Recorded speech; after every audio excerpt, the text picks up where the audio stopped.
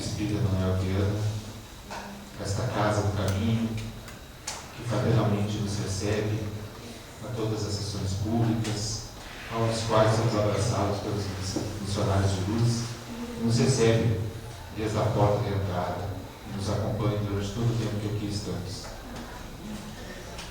Hoje, nós estamos recebendo um irmão, Flávio do Centro Espírita Alvorada da Paz de Bagé, que irá realizar a exposição doutrinária da noite. Esses convites que nós estamos fazendo de trazer palestrantes de outras áreas espíritas serve como nossa proposta de unificação, pela Federação Espírita do Rio Grande do Sul, para nos harmonizarmos, nos unificarmos, trocarmos experiências, e desde que a Federação vem incentivando isso, nós, do Alvio Espírita, como a Casa Federada, temos procurado convidar outros irmãos de outras casas. Já recebemos esse ano o irmão Pedro Pessanha e o irmão Pedro, agora estamos recebendo o Flávio. Demos as boas-vindas para o Vitor de Bagé, junto aos seus companheiros que vieram da saudosa Bagé, minha terra natal também, onde nós estávamos conversando. E sejam bem-vindos a esta casa. Saibam que as portas do abrigo estão sempre abertas para todos os companheiros. E nessa jornada de palestras ainda receberemos outros palestrantes ainda este ano de outras cidades. Iremos receber o Vinícius, o Bento Gonçalves, o Vinícius Lousada. Iremos receber a Ana Úrsula também, de lá do Sul. Esse movimento de unificação e integração das casas espíritas, pois a doutrina espírita, o Evangelho, é só um. Feita então a nossa introdução, dando as boas-vindas ao nosso companheiro, que veio de Bagé, vamos ler a nossa mensagem, como de costume, para nos harmonizarmos no trabalho da noite. Do livro Sinal Verde, do Espírito André Luiz, através da psicografia de Chico Xavier. Apresentações. Em se vendo objeto de apresentação, não deve enunciar seus títulos e lances autobiográficos. Mas se você apresenta alguém, é justo que decline o valor sem afetação. Diante de algum apontamento desairoso para com os ausentes, recorde o impositivo do respeito e da generosidade para com eles. Nunca é impossível descobrir algo de bom em alguém ou em alguma situação para o comentário construtivo. Qualquer criatura que se mostre necessitada de pedir um favor é um teste para a sua capacidade de entendimento e para os seus dotes de educação. Um mendigo é um companheiro no caminho a quem talvez amanhã tenhamos de solicitar apoio fraterno. A criança desprotegida que encontramos na rua não é motivo para revolta ou exasperação, e sim um apelo para que trabalhemos com mais amor pela edificação do mundo melhor. Não adianta a reprimenda para o irmão embriagado, de vez que ele por si mesmo já se sabe doente e menos feliz.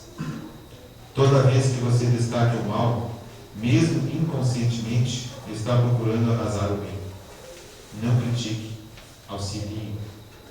Para qualquer espécie de sofrimento, é possível dar migalha de alívio ou de amparo, ainda quando semelhante migalha não passe do sorriso de simpatia e compreensão. Harmonizados então pela leitura da mensagem, vamos orar.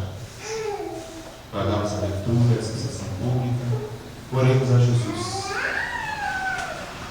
Pai de bondade infinita, obrigado, Mestre, por mais esse momento ao qual estamos agora reunidos, nessa simbiose perfeita dos dois planos da vida, o plano físico, o plano espiritual.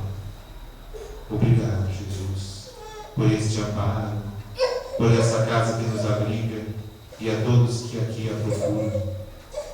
Obrigado, Mestre, pela nossa família, pelos nossos amigos, por todas as experiências necessárias, as quais vivenciamos, que são oportunidades de evolução para nós galgarmos em direção ao plano maior. Sabemos ainda da nossa condição de tamanha ignorância ainda nesse planeta de prova e expiação. Mas confiamos no Teu Evangelho, confiamos nos Teus ensinamentos e que possamos segui-los ao menos um pouco, a cada dia, a cada hora, a cada momento, a cada instante. Como eterno pedintes que somos, te pedimos, Senhor, por todos aqueles que nos preocupam, sejam aqueles que já retornaram ao pacto espiritual, sejam aqueles que ainda se encontram em dificuldades no plano terreno. Todos aqueles que nesse momento estão em nossos pensamentos, nos preocupam de alguma forma, leva a eles as Tuas bênçãos, a Tua luz, a Tua paz. E para aqueles que se encontram nas casas de detenção, nos hospitais, nos presídios, nos abrigos, nos manicômios, todos aqueles que ainda possam ainda não te conhecer, derrama sobre eles a Tua luz. E quanto a nós, reunidos aqui nesta humilde assembleia, também derrama sobre nós as Tuas bênçãos, infinita paz, calma, tranquilidade e luz. Obrigado, Senhor Jesus, e que assim seja. Desejar então passamos a palavra ao nosso companheiro Flávio. Fique à vontade de microfone seu.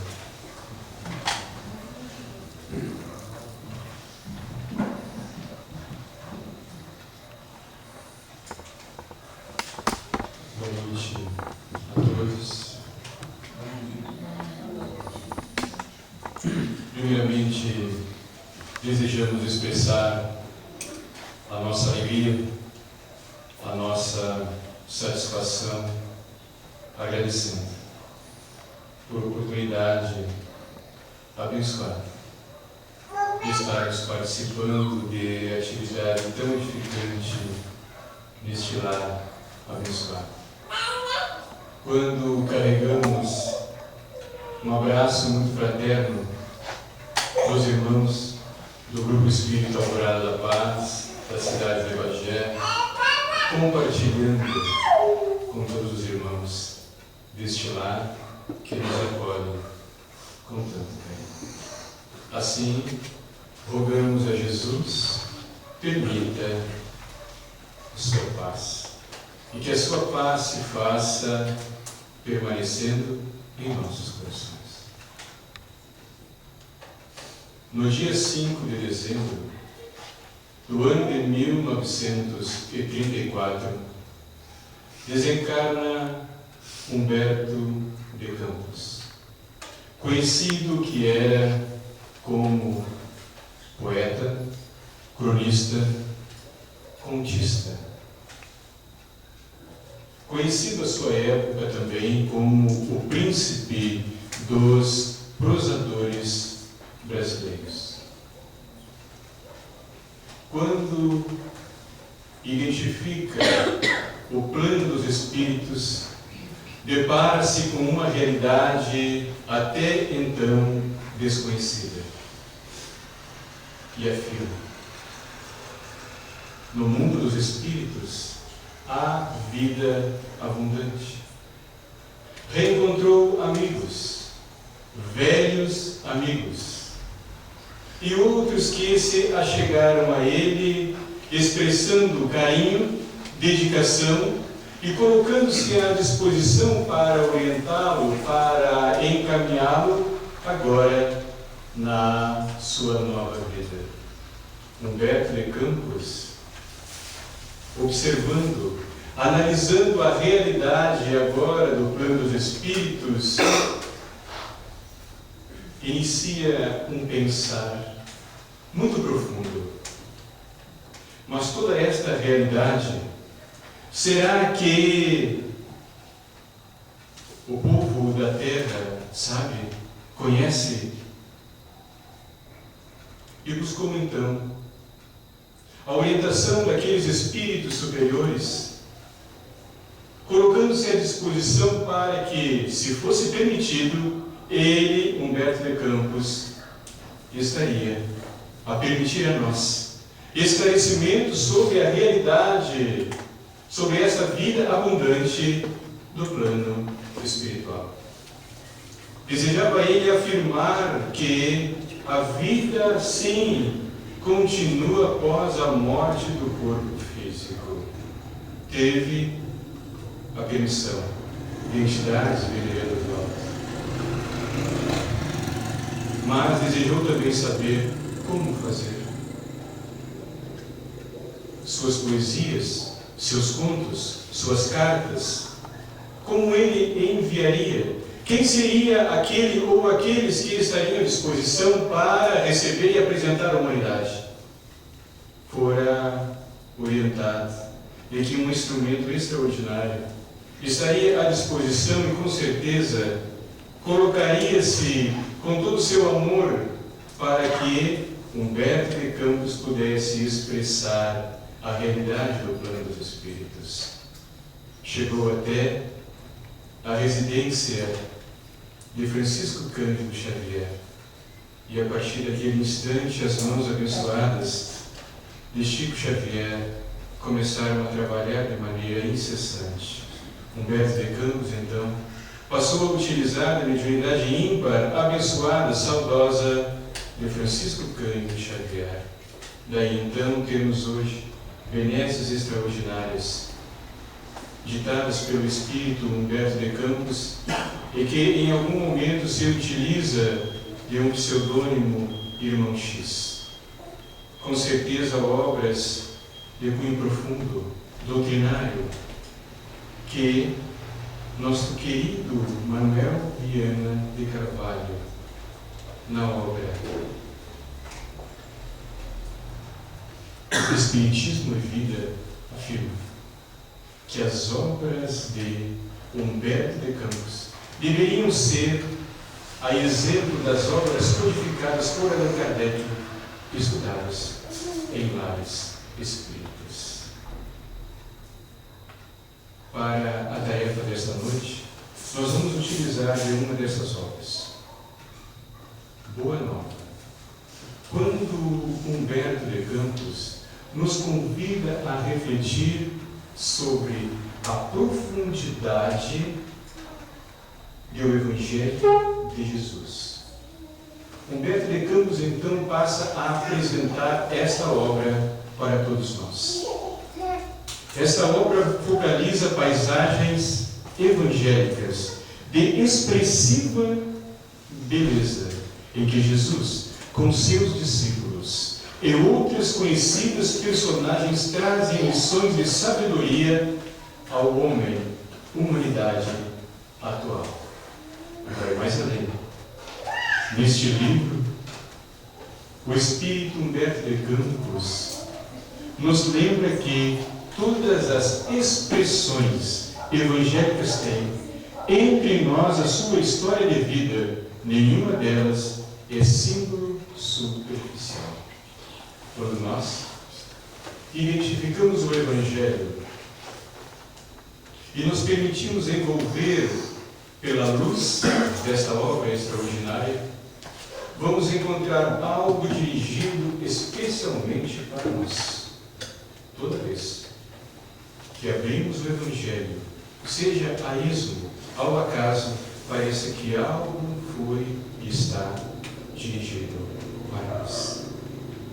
Então, Humberto de Campos nos convida a refletir de uma maneira muito mais profunda do que aquela que nós estamos acostumados com o Evangelho. No capítulo 19 da obra Boa Nova, Comunhão com Deus, vamos nos deparar com um diálogo amoroso e profundo.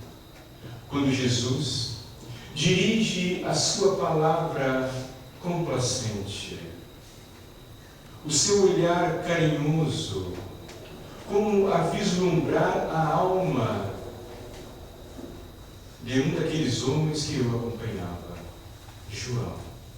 Quando João, pergunta: Mestre, o que devemos nós fazer para que venhamos a entender a presença de Deus junto a nós? porque vislumbramos uma realidade à época diferente daquilo que o Senhor prega. O que devemos fazer para entender a violência que ora vivenciamos, inclusive nós por vezes somos agredidos? Jesus, é claro, que convida João para que possa alimentar em si a calma, a tranquilidade e a serenidade. Com a Vaesa, nós chegaremos a amar algum filho de Jesus, mas precisamos alimentar em nós o entendimento e a compreensão do significado da paternidade divina. Em determinado momento, afirma Jesus, a comunhão da criatura com o Criador é, portanto, um imperativo da existência, é o luminoso caminho entre o coração humano e o Pai de infinita bondade. Joana de Ângeles, Espírito, através de Valdo Pereira Franco, afirma que em determinados momentos nós, diante das muitas dificuldades que vivenciamos, caminhamos como que órfãos, por nossa incompreensão, é claro, porque não estamos, nunca estivemos, não estamos e jamais estaremos órfãos, seremos órfãos. Mas, diante dessas dificuldades, nós, primeiramente, nos afastamos de Deus para encontrarmos respostas. Por que isto está a acontecer? Por que logo agora? Por que então comigo? Por que esta dor, esta dificuldade, esta doença bater a minha porta e além de bater adentro no meu lar, o lar daqueles que eu conheço, dos meus familiares, o lar de cada um de meus irmãos. Quando nós identificamos as dificuldades muitas que nós vivenciamos na atualidade e buscamos respostas em nós mesmos, não encontramos. Daí, identificarmos em alguns momentos uma certa revolta, um repúdio. Mas Joana de Ângeles afirma que nós precisamos nos aproximar um pouco mais de Deus. Porque quando nós estivermos perto de Deus, com certeza esta paternidade estará alimentando em nós o entender e compreender, para que a nossa vida não seja um viver de flores, mas seja um viver e um conviver com entendimento e compreensão. Por isso que precisamos identificar na mensagem de Jesus, que se tornou imperecível para todos nós, para a humanidade, como sendo a oportunidade de nos aproximarmos de Deus. Identificarmos então essa chamada paternidade. Jesus, conhecedor da alma humana como era, é e com certeza continuará a ser, escolheu 12 homens. Cada um desses homens representa um de nós. Se nós analisarmos como convite do Espírito Joana de Ângeles a vida de cada um daqueles homens que acompanharam Jesus, nós vamos encontrar na vida, na caminhada, no pensar, no agir de cada um, uma identificação conosco. Estudando a vida de João, com certeza estaremos encontrando algo de nós nele. Nossa, ele pensava dessa forma, ele agia assim, eu também.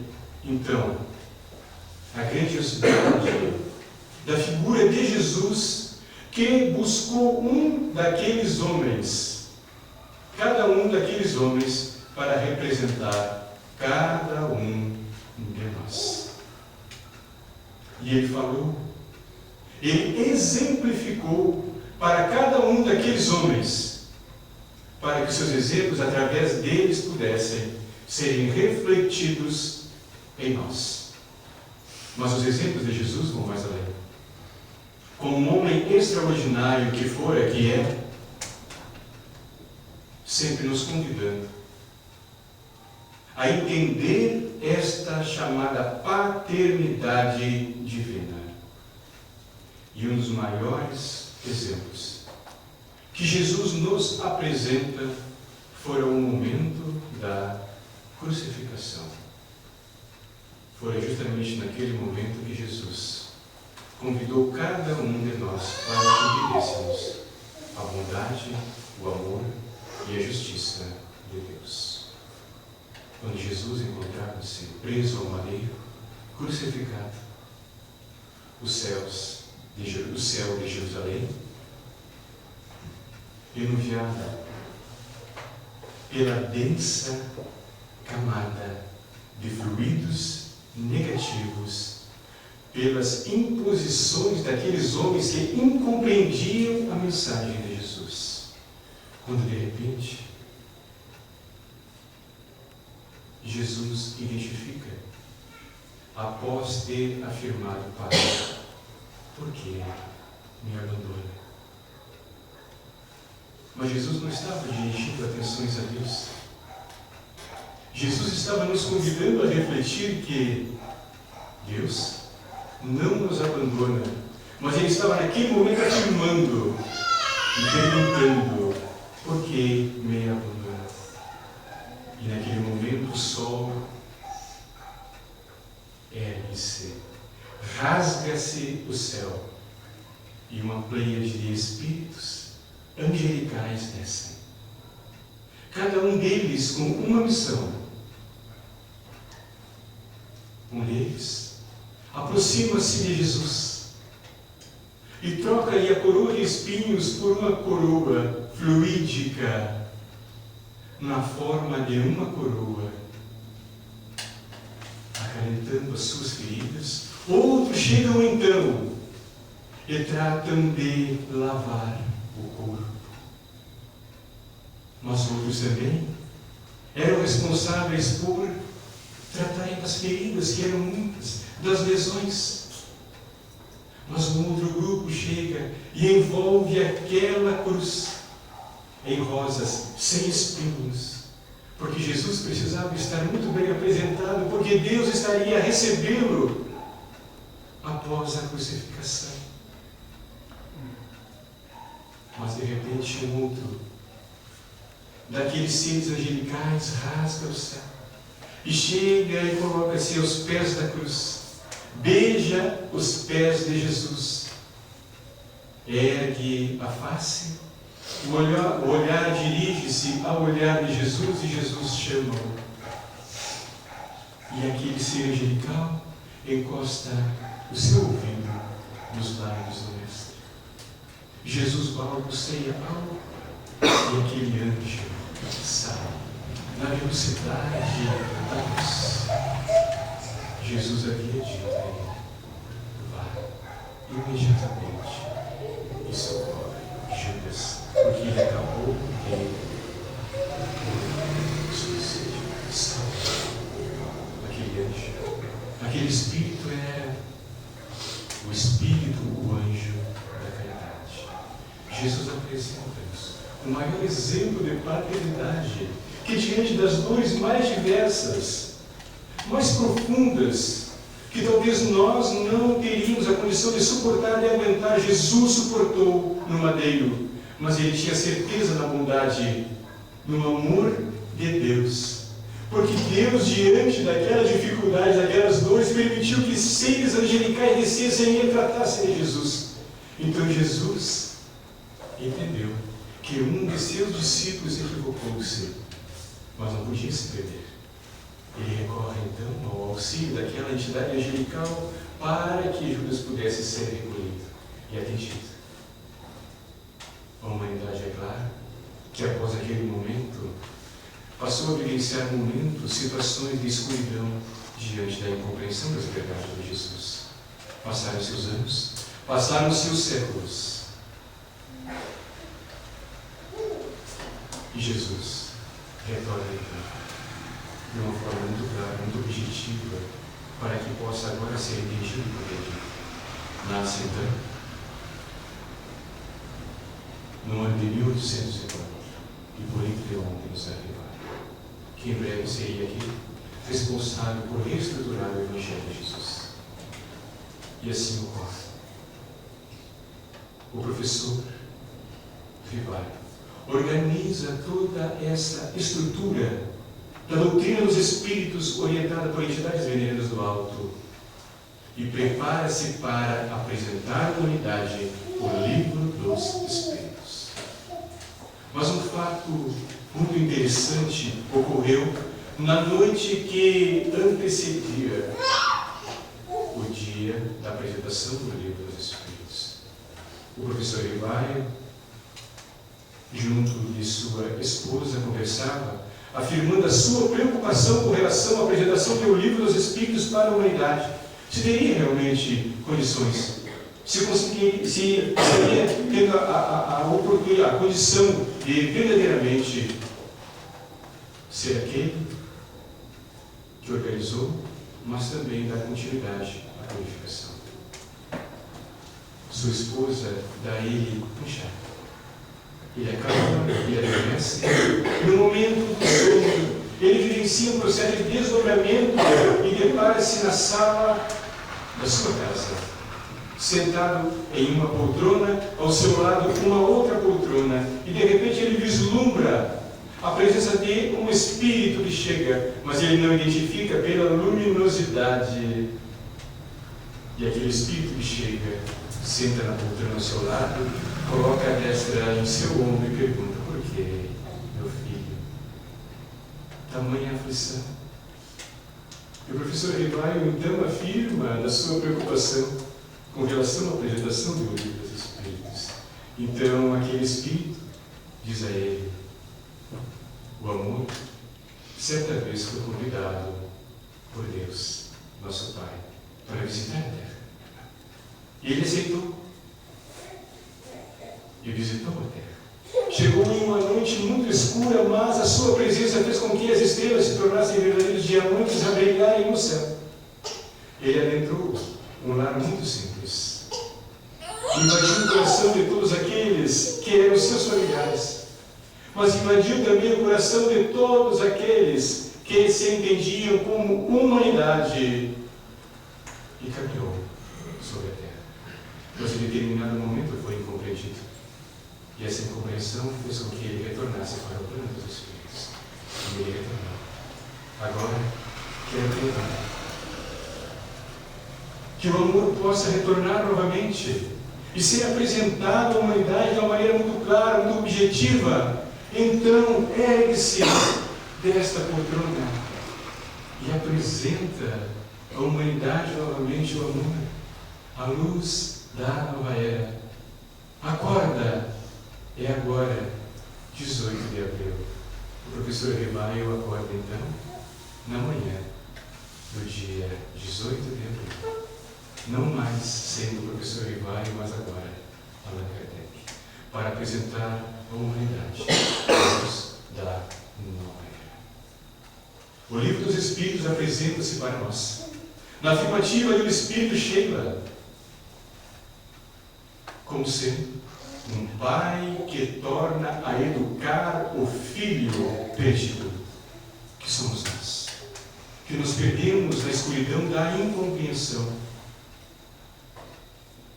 Não é em vão que o professor Rivaio, ou melhor dizendo, que Allan Kardec, com o consenso afirmativa de Camille Flammarion, Allan Kardec, do consenso da verdade. Mas com a perspicácia peculiar, parece que o codificador invadiu o nosso pensar e apresentou a primeira questão do livro dos Espíritos. Quantos de nós decidimos saber quem é Deus, o que é Deus, mas não encontramos respostas? Mas Allan Kardec apresenta a resposta à pergunta: para que venhamos a entender verdadeiramente a resposta: que é Deus? E as entidades divinas do alto respondem: causa primeira, inteligência suprema,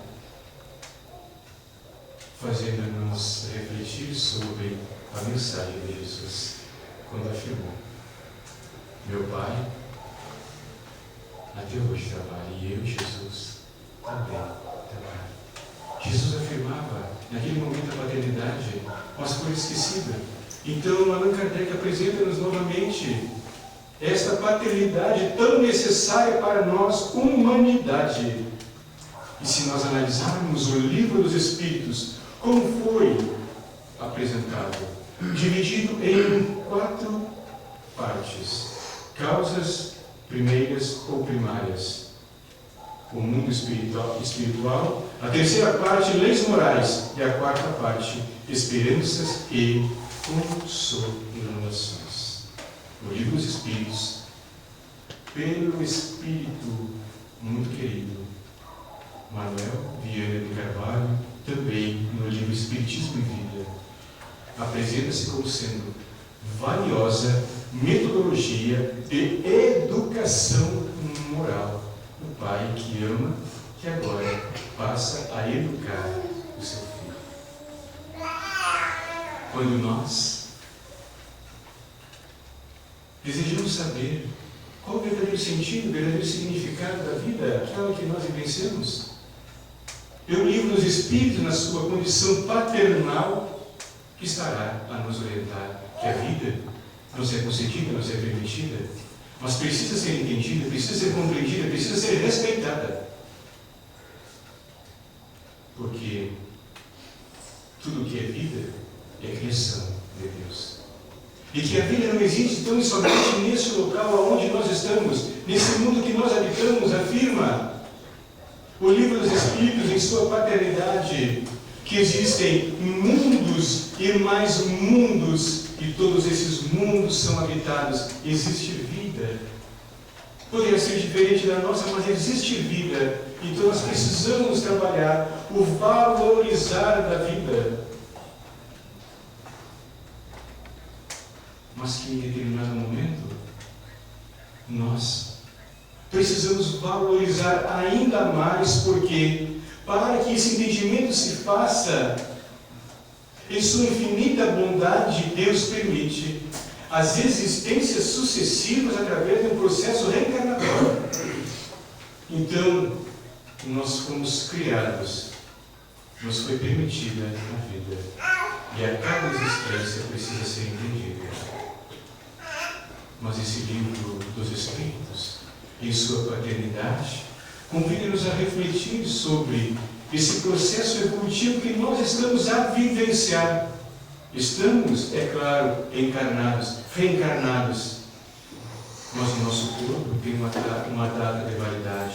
Em determinado momento deveremos retornar para o plano dos Espíritos para repor as nossas energias, as nossas forças e retornar novamente e dar continuidade a esse crescimento, a esse processo evolutivo, e que a morte precisa ser entendida e compreendida por nós, porque não é o fim da vida, mas é um momento que todos nós precisamos valorizar. E compreendendo, sofremos. Mas que nesse processo de encarnar, desencarnar, de reencarnar, precisamos sim valorizar a oportunidade. Porque muitas são as moradas, não tão somente fora do nosso sistema solar, mas no nosso plano. Porque existem outros planos. E dependendo daquilo que nós estaremos fazendo com relação à oportunidade permitida, nós estaremos então dando continuidade à nossa caminhada agora no plano dos Espíritos. Fizemos o bem, daremos continuidade ao bem fazer. Incompreendemos, nos desviamos do caminho, teremos que recuperar as nossas forças, o nosso entender, o nosso compreender. Provavelmente venhamos a vivenciar dificuldades das mais diversas, mas o amor de Deus é incomparável. Estará permitido que novamente possamos reencarnar. E para isso, para que não venhamos a nos perder tanto no caminho, essa paternidade incomparável que o Livro dos Espíritos apresenta-nos. Então, as leis morais, para que saibamos o rumo a seguir, para que não venhamos a nos desviar do caminho, mas podemos, é claro, como imperfeitos que ainda somos, afirmar: é muito difícil esta jornada, é muito difícil esta caminhada, ainda mais vivenciar estas leis divinas. Deus,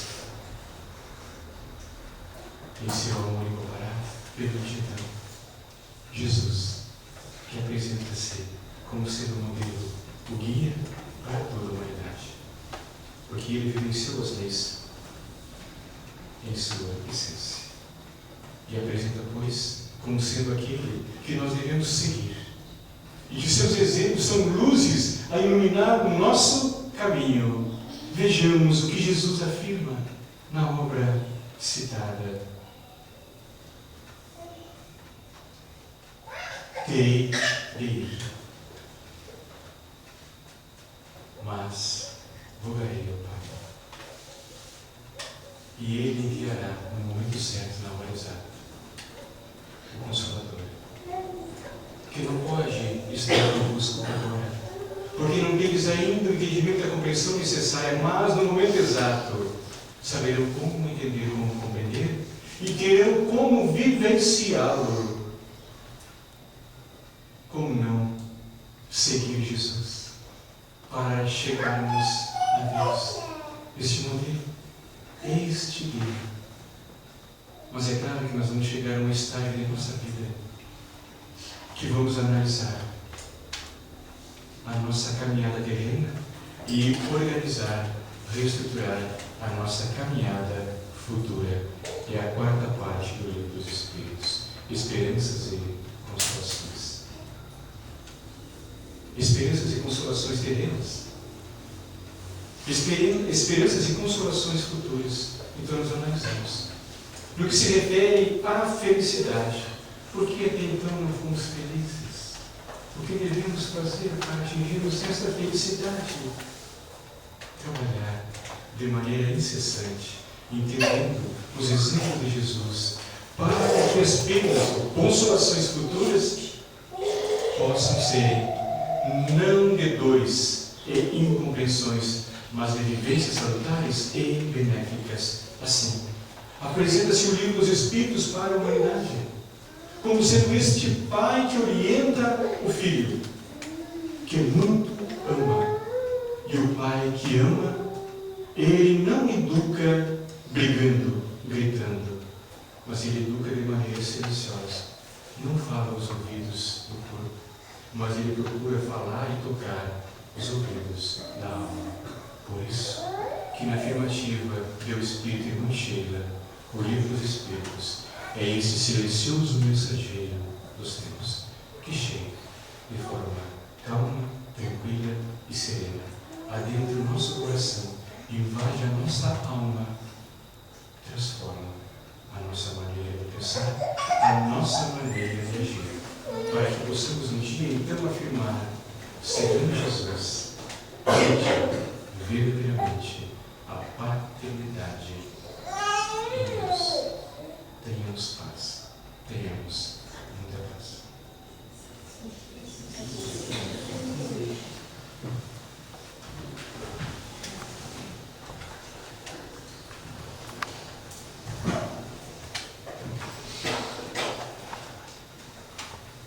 Depois de tão brilhante exposição doutrinária feita pelo nosso irmão, que nos leva a refletir principalmente sobre a importância da obra O Livro dos Espíritos, assim como toda a codificação do professor Vivaio Allan Kardec, que sirva para a nossa reflexão todas as palavras trazidas pelos nossos irmãos e que possamos adentrar com elas em nosso coração.